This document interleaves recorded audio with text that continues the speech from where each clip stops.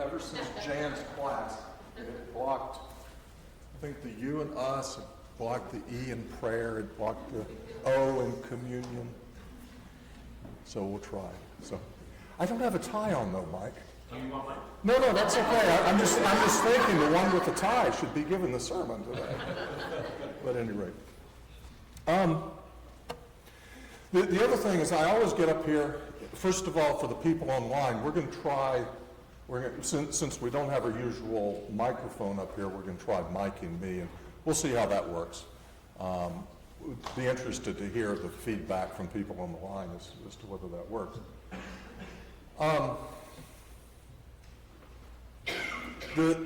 What I titled was transitions for this, and it comes, well, Mickey's not here. Where's Mickey? Mickey went out to be with the children in worship, right? But on Wednesday night, Mickey did the devotional out by the bonfire, and I do encourage everybody to come every Wednesday night. Some Wednesday nights we'll have the bonfire. Sometimes we'll meet in here, but it's all driven for the benefit of growing us, for worshiping Him, for being part of the community, the faith community here. So I encourage everybody to come every Wednesday night for that, not just for the bonfires on that. But Mickey talked about transitions, because it is a time of the year where we do transitions, right? UPenn, commencement, that's a lot of people. And if you think every student paid $250,000 for an education, that's a lot of money sitting there, right? But we talk about these transitions, and very often the transitions, although they have impact on people, they're often individual transitions. You know, I'm a high school senior, and now I'm a high school graduate. Or I'm, now that I'm a high school graduate, I'm going to be an employee. And it impacts the people within us, but it's more of this direct thing. And the other title that I probably could have given this would have been about relationships. But a transition, what I want to talk about in terms of relationship is it's the process, or it's the period of change from one state to another. And it's often captured in music. I don't know that musicians, the authors of these, necessarily think about these as describing transitions, but it shows up. For example, John Newton writing Amazing Grace. I once was lost, but now I'm found. Moving from that state of being lost to that state of being found, of being saved. I once was blind. I couldn't see the joy. I couldn't see what He had offered, but now I can. I once was blind, but now I see. This is from earlier than most people, from the 60s, right? Spielberg, not the Spielberg we all know and love, but the Spielberg, Lipton, and Yarrow, Puff the Magic Dragon, lived by the sea, right? And who came to visit him all the time? Jackie Paper. But one day, Jackie Paper didn't come. And Puff, that mighty dragon, ceased his fearless roar. Right? More recently, Dougie McLean, Caledonia. This is a man singing about how he's been away from his homeland, from where he grew up, and how he missed it. He sings about the friends that he made, the friends that he lost, but he's leaving. He's leaving that group, and he's going back home to be reunited again. He's going from that state of being away to going back to that state to be at the place where he loves. And of course, everybody is aware of the great talents of Pasek and Paul from now on, from the movie, from the musical, The Greatest Showman. And this is a song about a man who realizes his relationship isn't what it should be.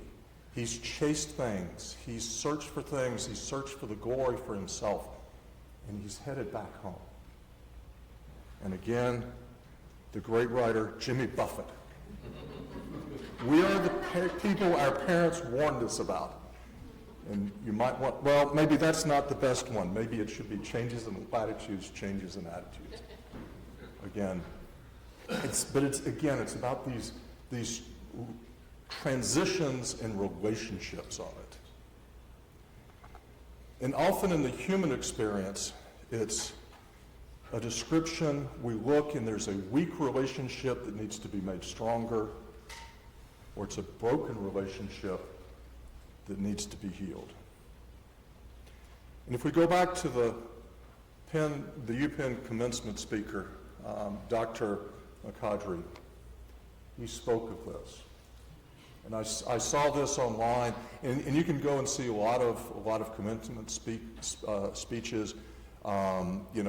Jerry Seinfeld speaking of comedy, Denzel Washington speaking of acting, these sorts of things. These are his words. He said, "I'm a physician scientist, and oncologist. I see cancer patients, and my goal is to treat and sometimes cure the deadliest of diseases. I fail often. What happens at this moment? Here we arrive at the most profound of transitions. We arrive at the moment that is elemental, it's ancient, universal. It's a moment that we've encountered since the very birth of our species." He says, "I have to state the obvious. I've not experienced it myself, but I've witnessed it more than 1,000 times. In the days before these patients," and he gives some examples that I'm not reading about here, many others like them have died. I've asked them if there were things they would have wanted to do or say in anticipation of that final moment. Of course, the answers have been broad and diverse. Some have wanted to climb mountains. Some have wanted to read a poem. Some have wanted to rage in anger against the fate. Some have wanted peace and sanctity. But over time, I began to see a pattern, a universality, a convergence, abstracted, simplified, denuded, stripped of particulars. Every person that I've met at that moment, at this moment of transition, have said one of four things, made four offerings, 2 statements, 2 questions. I want to tell you that I love you. I want to tell you that I forgive you. Will you tell me that you love me? Would you give me your forgiveness? Universally, his observation is that at the end of life, the transition from this world to the next, these are the things people face. These are the relationships that they want to have a transition from. Not just the transition from this life to the next, but speaking to another human and saying, I want to transition. I want to have a stronger relationship with you and tell you that I love you, or I want to mend a broken relationship and ask for your forgiveness. To do this requires strength, willingness, courage, and humility. And we see that in the Bible. The humility to ask, will you forgive me? Jesus tells the story, and we're very familiar with it, about the young man who leaves home. He takes whatever his father will give him, and he runs off, and he lives the life that he wants to live, while his father stands there and waits for him to come back.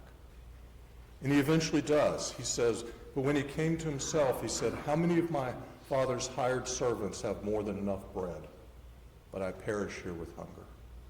I will arise, I will go to my father, and I will say to him, Father, I have sinned against heaven and before you. I'm no longer worthy to be called your son. Treat me as one of your hired servants. And he arose, and he went to his father.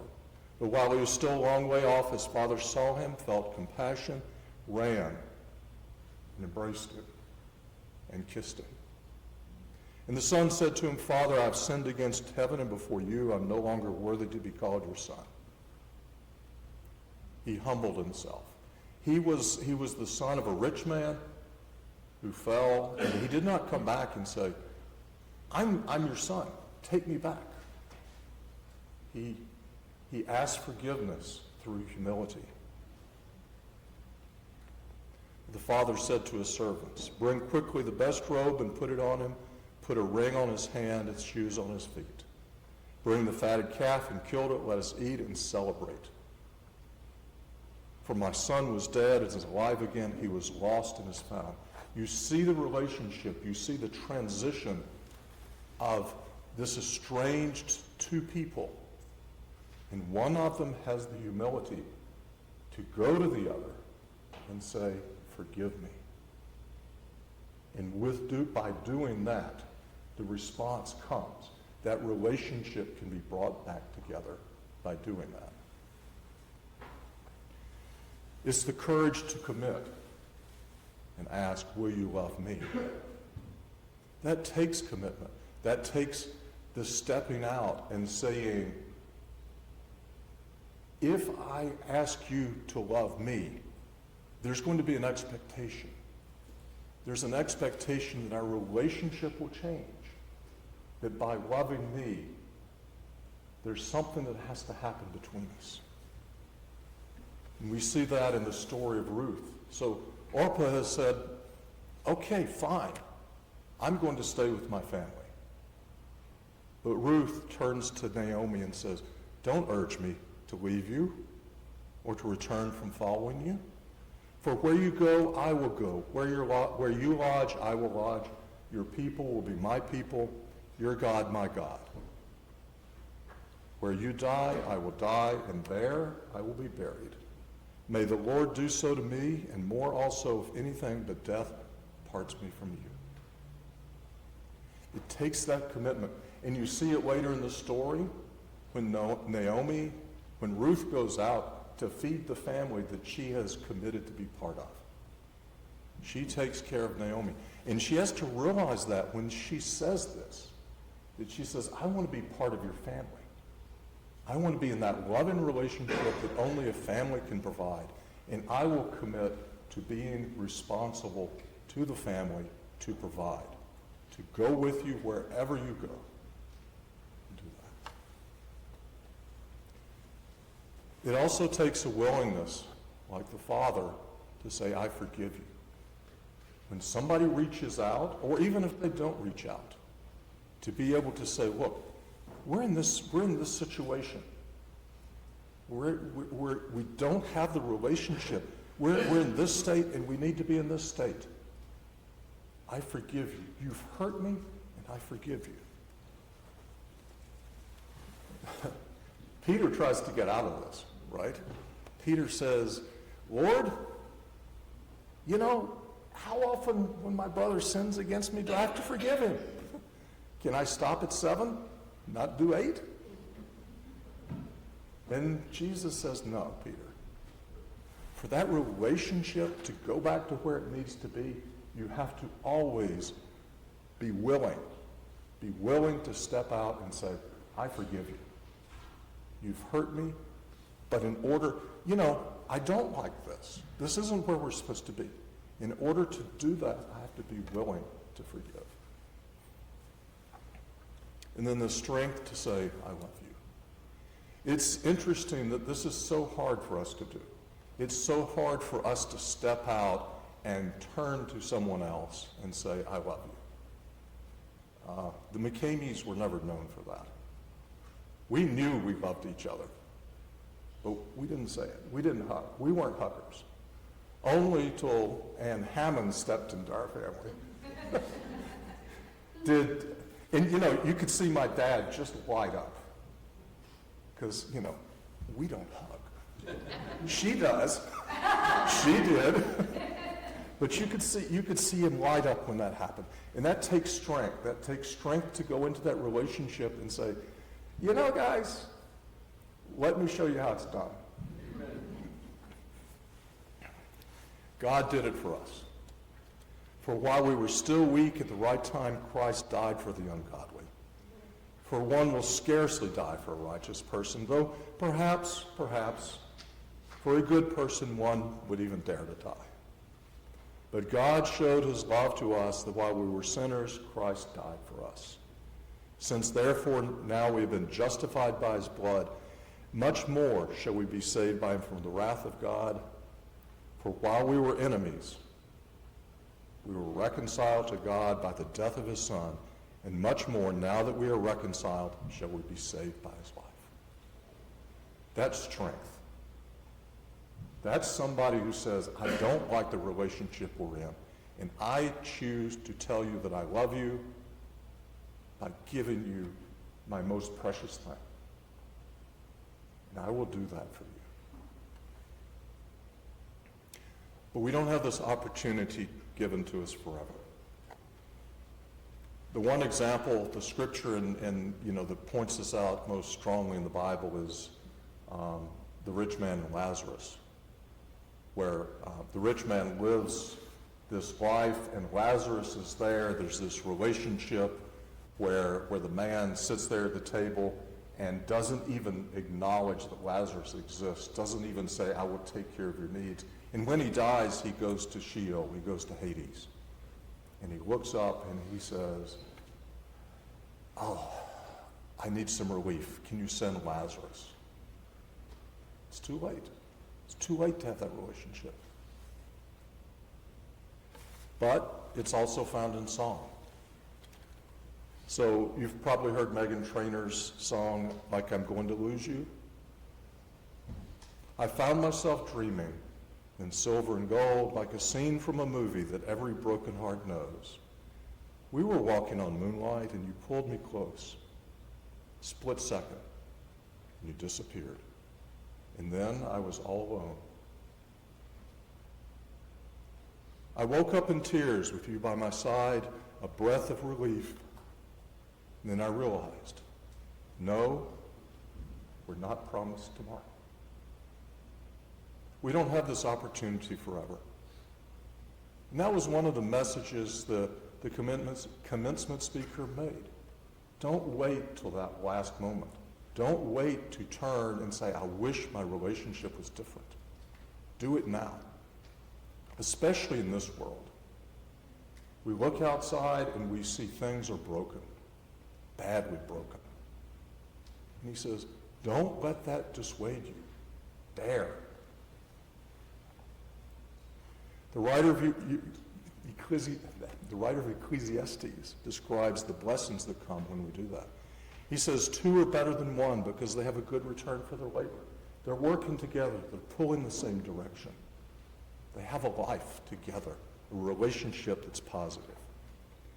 Because if either of them falls down, one can help the other one up. But pity anyone who falls and has no one to help them up. You can't wait till the last moment to say, help me up. It has to happen now. And if two lie down together, they will keep warm. But if one is alone, how can they keep warm? That joy of being together, that relationship of having the warmth together in a life, in a family, in a community to do that. Because there are enemies out there. There are things that fight against us.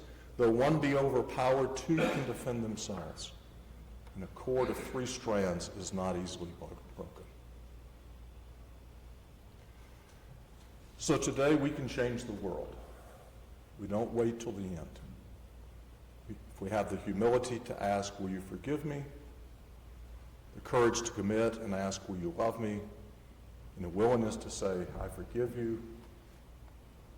And the strength to say, I love you. To make that relationship what it should be. You know, maybe it's not broken, but maybe it could be stronger. That's what Ann did for us. Our family had a great relationship. But coming and putting your arms around somebody when they've never had that before, the relationship was so much stronger after that. And that's what we're called to do. If you haven't been to him today, and I think, yep, that's the last slide. If you don't have that relationship with him, with the God who loves us, who stepped forth in strength to say, I love you and I will do what it takes. We always have that invitation. He always has his arms open to hug us. If you have that need, come now as we say.